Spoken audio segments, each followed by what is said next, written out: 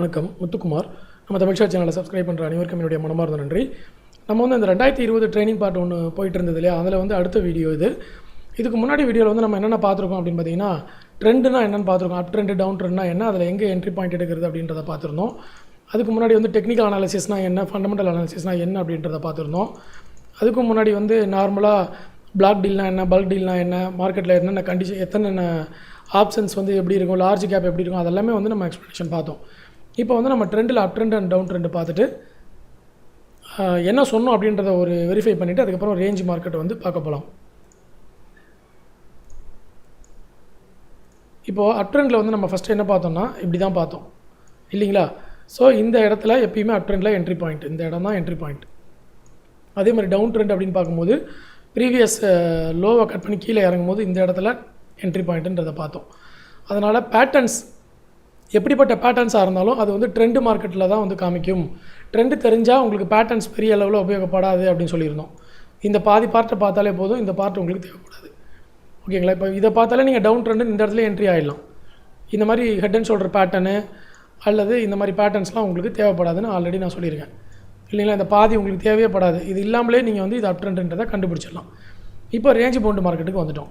Range pound மார்க்கெட்டை பொறுத்தளவில் மொத்தம் 3 ரேஞ்ச் இருக்குது. ஓகே, ஒன்று வந்து இப்போ இங்கே இருக்குது பார்த்தீங்களா, ஈக்குவலாக வரும். ஓகே, இது வந்து கிராஸாகவும் வரும். அப் ட்ரெண்டில் இருக்கும்போது இப்படியும் மார்க்கெட் இப்படியும் வரும். ஓகே, ஸோ இப்படி நம்ம வரைவோம். சேனல் லைன் வரைஞ்சோம்னா, இதில் வரைஞ்சோம்னா ரேஞ்ச் பவுண்டு மார்க்கெட் இப்படி வரைவோம். இது இல்லாமல் ரேஞ்ச் வந்து குறைஞ்சிக்கிட்டே வரும். அதாவது கண்ட்ராக்ஷன் ரேஞ்சுன்னு சொல்லுவாங்க. அது எப்படி இருக்குன்னா இப்படியே குறைஞ்சிக்கிட்டே வரும். இப்படியே குறைஞ்சிக்கிட்டே வந்து இந்த இடத்துல பிரேக் அவுட் நடக்கும். ஏதோ ஒரு இடத்துல வந்து பிரேக் அவுட் நடக்கும். ஒன்று இப்படி உடச்சி கீழே போகும், இல்லை இங்கே உடச்சி இப்படி மேலே போகும். ஸோ ஏதோ ஒரு டைரெக்ஷனை வந்து பிரேக் பண்ணும் இந்த இடத்துல. அந்த பிரேக் அவுட் இந்த லைன், இந்த 2 லைனையும் நீங்கள் வரைய கற்றுக்கிட்டீங்க அப்படின்னா, வரைய கற்றுக்கிறதுலாம் ஒன்றும் இல்லை, அவ்வளோ பெரிய விஷயம்லாம் இல்லை. இது ஜஸ்ட்டு ஹை எல்லாத்தையும் ஜாயின் பண்ணணும், லோ எல்லாத்தையும் ஜாயின் பண்ணணும், அவ்வளோதான். ஓகே, இங்கே இருக்கிற லோ எல்லாத்தையும் ஜாயின் பண்ணிங்கன்னா அப்படி ஒரு லைன் வந்துடும், ஹை எல்லாத்தையும் ஜாயின் பண்ணிங்கன்னா அப்படி ஒரு லைன் வந்துடும். நடுவில் ஏதாவது 1-2 மிஸ் ஆச்சுன்னா பரவாயில்ல. ஓகே, ஸோ இதில் வந்து எங்கே பிரேக் அவுட் ஆகுதோ ஓகே அந்த இடத்துல வந்து நீங்கள் என்ட்ரி பாயிண்ட்டை எடுக்கணும். இது வந்து டெய்லி 1 மினிட் சார்ட்டில் கூட இன்ட்ராடேக்கு இது உதவி பண்ணும். ஓகே, இதை வந்து எப்படி வேணாலும் சொல்லுவாங்க. இதை வந்து என்ன சொல்கிறது, வெட்ஜஸ் பேட்டர்னு சொல்லுவாங்கள்ல. இப்படி மேலேருந்து இறங்கி வந்து இப்படியும் வரும், இல்லை இப்படி கீழேருந்து வந்து ரைசிங் வெட்ஜு, ஃபாலிங் வெட்ஜுன்னு எப்படி வேணாலும் சொல்லுவாங்க. ஆனால் அதனுடைய பின்னணி தகவல் என்ன அப்படின்னு பார்த்தீங்கன்னா இதுதான். இந்த ரேஞ்ச் வந்து கண்ட்ராக்ஷன் ஆகிக்கிட்டே போகும், பையர் செல்லர்ஸ் குறைஞ்சிக்கிட்டே வருவாங்க, கடைசியாக ஒரு இடத்துல ஒரு முடிவு எடுத்தே ஆவாங்க. ஓகே, இப்படி தான் இருக்கும். அது இந்த இடத்துல ஒன்று இங்கே பிரேக் பண்ணும், இல்லை இங்கே பிரேக் பண்ணும். இது 1 மினிட்டில் கூட நீங்கள் டெய்லியும் வரைஞ்சி பார்த்துக்கலாம். கண்டிப்பாக இது வந்து நீங்கள் ஒரு 80% ஸ்டாக்ஸில் வந்து இந்த மாதிரி ஒரு பேட்டர்ன் கண்டிப்பாக ஃபார்ம் ஆகும். ஃபார்ம் ஆச்சுன்னா அது வந்து 80% ஒர்க்கும் ஆகும். அதை வந்து நீங்கள் பர்சனலாக செக் பண்ணி பாருங்கள். ஓகேங்களா. 1 மினிட் சார்ட்டோ அல்லது 5 மினிட் சார்ட்டோ போட்டு இந்த மாதிரி நடந்திருக்கா அப்படின்றத செக் பண்ணி பாருங்கள். ஓகேங்களா. அடுத்த ரேஞ்சு, அதாவது ஒன்று ரேஞ்சு கண்ட்ராக்ஷன் சொல்லிட்டேன், இன்னொன்று வந்து இப்படி நேராக வர்றது range bound market. Range contraction அப்படின்றது அப்படியே கொஞ்சம் கொஞ்சமாக குறைஞ்சிக்கிட்டே வரும் ரேஞ்சு, அது ரேஞ்சு கண்ட்ராக்ஷன். அடுத்தது ரேஞ்சு எக்ஸ்பான்ஷன் சொல்லுவாங்க. அப்படி சின்னதாக ரேஞ்ச் ஆரம்பிக்கும், அப்படியே ரேஞ்சு மட்டும் பெருசாகிக்கிட்டே போகும், இப்படி போயிட்டே இருக்கும். இது வந்து ரொம்ப ரேர், எப்போயாவது தான் இந்த மாதிரி நடக்கும், ரொம்ப ரேர் கண்டிஷன். ஸோ அதிகமாக எது நடக்கும் அப்படின்னு பார்த்தீங்கன்னா இந்த மாதிரி ஒரு ரேஞ்சு வரும், இந்த மாதிரி ரேஞ்சு கண்ட்ராக்ஷன் நடக்கும். புரியுதுங்களா. இதுலேயும் வந்து பிரேக் அவுட்டு தான் நமக்கு முக்கியம். இப்படி வரும்போது மேலே அப்படி பிரேக் அவுட் ஆகிடுச்சுன்னு வச்சுக்கோங்களேன், அவ்வளோதான், அடுத்த மார்க்கெட் மேலே போகுதுன்னு சொல்லிட்டு நம்ம இந்த இடத்துல என்ட்ரி ஆகிடுவோம். இது ஒரு ப்ரெடிக்ஷன் மெத்தட் தான். அதே மாதிரி இங்கே வந்து கீழே அப்படி கட் ஆகிடுச்சுன்னா கீழே இறங்க போகுதுன்னு சொல்லி செல்லிங்க்கு என்ட்ரி ஆகிடும். ஸோ இந்த மாதிரி பிரேக் அவுட்டை தான் பயன்படுத்தும். இப்போ இதை அப்படியே நீங்கள் ஃபுல்லாக ஜாயின் பண்ணுங்கள்.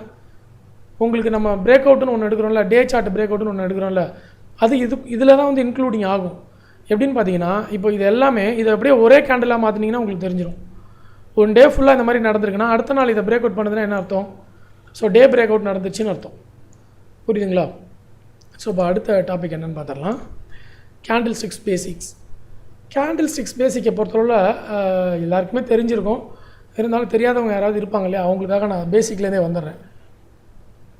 இது வந்து க்ரீன் கலர் கேண்டில், இது வந்து ரெட் கலர் கேண்டில். இந்த இடத்துல ஓப்பன் ஆகி இதை வந்து நம்ம தனியாகவே எடுத்து வரைய ஆரம்பிச்சோம். ஓகே, இப்போது இந்த இடத்துல ஓப்பன் ஆகி இவ்வளோ தூரம் ஹை வரைக்கும் போயிட்டு இறங்கி வந்து இந்த இடத்துல க்ளோஸ் ஆகிடுச்சு. ஓகேங்களா, இது ஓப்பன், இது க்ளோஸு. க்ளோஸ் ஆகிறதுக்கு முன்னாடி இவ்வளோ தூரம் ஹை போயிட்டு வந்திருக்கு, அதே மாதிரி க்ளோஸ் ஆகிறதுக்கு முன்னாடி இவ்வளோ தூரம் லோ போயிட்டு வந்திருக்கு. ஓகே, பட் இதுதான் வந்து பாடின்னு சொல்லுவாங்க, கேண்டில் ஸ்டிக்ஸோட பாடி. இது வந்து கேண்டில் ஸ்டிக்ஸோட விக்குன்னு சொல்லுவாங்க, இல்லை வந்து பார் அப்படின்னு சொல்லுவாங்க. ஓகேங்களா, ரியல் பாடி, இது ஷேடோ. இது இங்கே போட்டிருக்காங்க பாருங்கள், லோயர் ஷேடோ, மேலே இருக்கிறதெல்லாம் அப்பர் ஷேடோ, நடுவில் இருக்கிறது ரியல் பாடி அப்படின்வாங்க.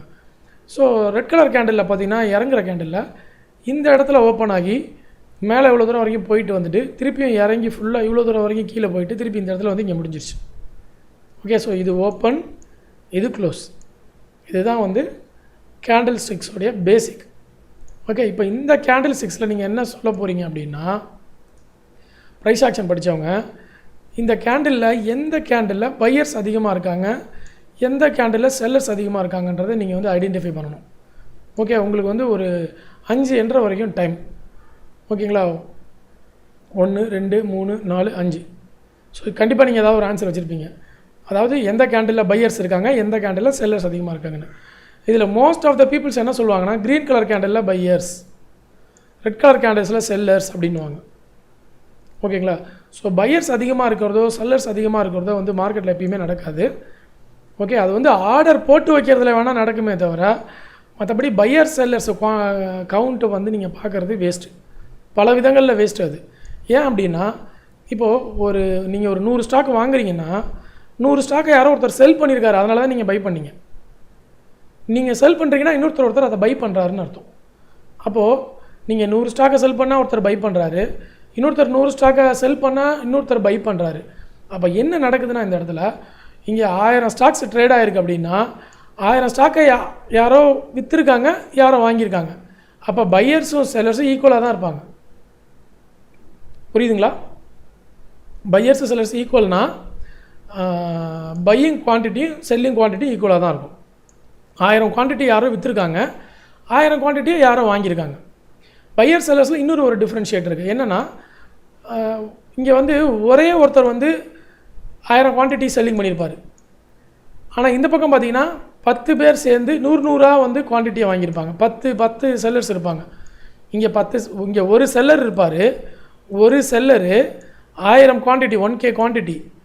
அடுத்தது அதை பை பண்ணுறவங்க பார்த்தீங்கன்னா 10 பையர்ஸு, ஆனால் 100 பை பண்ணுவாங்க. ஓகே, 100 பை பண்ணுவாங்க. அப்போது இங்கே ஒரு செல்லர் தான் இருக்கார், இங்கே 10 பையர் தான் இருக்கார். அதுக்காக இந்த இடத்துல பெரிய சேஞ்சஸ்லாம் நடக்காது, ஏன்னா குவான்டிட்டி சேம் தான். அப்போது இந்த கேண்டில் எப்படி வந்து நமக்கு வருது, குவான்டிட்டியை பேஸ் பண்ணி வருது. சரி, இப்போ குவான்டிட்டியை பேஸ் பண்ணி இதில் வந்து பையர்ஸ் அதிகமாக இருக்காங்க, செல்லர்ஸ் அதிகமாக இருக்காங்கன்னு நம்ம சொல்ல முடியாது. ஆக்சுவலாக கேண்டில்ஸ் வந்து ப்ரைஸை பேஸ் பண்ணி வருது. இதில் வந்து பையர்ஸாக செல்லர்ஸான்றது நீங்கள் குவான்டிட்டியை வச்சு சொல்ல முடியாது, கலரை வச்சு சொல்ல முடியாது. ஓகேங்களா? ஏன் அப்படின்னா, 1000 ஸ்டாக் ஒருத்தர் விற்றா 1000 ஸ்டாக் இன்னொருத்தர் பை பண்ணுறாரு. அப்போ பையரும் செல்லரும் பையிங் குவான்டிட்டியும் செல்லிங் குவான்டிட்டியும் சேமாக தான் இருக்கும். புரியுதுங்களா? அப்போ இது ஏன் க்ரீன் கலராக இருக்குது, இது ஏன் ரெட் கலராக இருக்குது, அப்போ என்ன டிஃப்ரென்ஸ் அப்படின்னு பார்த்தீங்கன்னா, இதில் நடக்கிற டிஃப்ரென்ஸே என்னென்னா, இந்த ஸ்டாக்கு ஓப்பன் ஆனதுலேருந்து ஏறிக்கிட்டே இருக்குது விலை, அதனால் இது க்ரீன் கலராக இருக்குது. இது வந்து இறங்கிக்கிட்டே இருக்குது, அதனால் ரெட் கலராக இருக்குது. ஸோ ஏறி முடிஞ்சது எல்லாமே க்ரீன் கலராகவும், இறங்கி முடிஞ்சது எல்லாமே ரெட் கலராகவும் இருக்கும். ஏறி முடிகிறதும் இறங்கி முடிகிறதும் என்னது, குவான்டிட்டியா அல்லது பையர் செல்லரா அல்லது ப்ரைஸா, அதை நீங்கள் பார்க்கணும். எது வந்து ஏறுது, எது இறங்குது, ப்ரைஸ் தான் ஏறுது, ப்ரைஸ் தான் இறங்குது. அப்போது இந்த கேண்டில்ஸ் முற்றிலும் எதை சம்மந்தப்பட்டதுன்னா, ப்ரைஸ் சம்மந்தப்பட்டது. பையர் செல்லர் சம்மந்தப்பட்டதோ அல்லது குவான்டிட்டி சம்மந்தப்பட்டதோ கிடையாது. புரியுதுங்களா? முற்றிலும் இதனுடைய மூமெண்ட் எதை பொறுத்தது, ப்ரைஸை பொறுத்தது. அதனால தான் கேண்டில் ஸ்டிக்ஸ் படிக்கிறத அவங்கள வந்து ப்ரைஸ் ஆக்ஷன் அப்படின்னு சொல்கிறோம். ஓகே, விலையை பற்றி படித்தா தான், விலையோடைய ஆக்ஷன் என்னன்னு தெரிஞ்சால் தான் நம்ம வந்து இதை என்னென்னு புரிஞ்சிக்க முடியும், பேக்ரவுண்டில் என்ன நடக்குதுன்னு. அதனால் இனிமேல் பையர்ஸ் அதிகமாக இருக்காங்க, செல்லர்ஸ் அதிகமாக இருக்காங்கன்றது தப்பு. ஓகே, அது வந்து இந்த மாதிரி குவான்டிட்டி, இங்கே வந்து 100 குவான்டிட்டி பை பண்ணியிருக்காங்க, இங்கே வந்து ப்ரெஷர் அதிகமாக இருக்குது. ப்ரெஷர்னால் எந்த இடத்துல ப்ரெஷரு அப்படின்னா, ப்ரைஸோடைய ப்ரெஷர் தான் நம்ம பார்க்க முடியும்.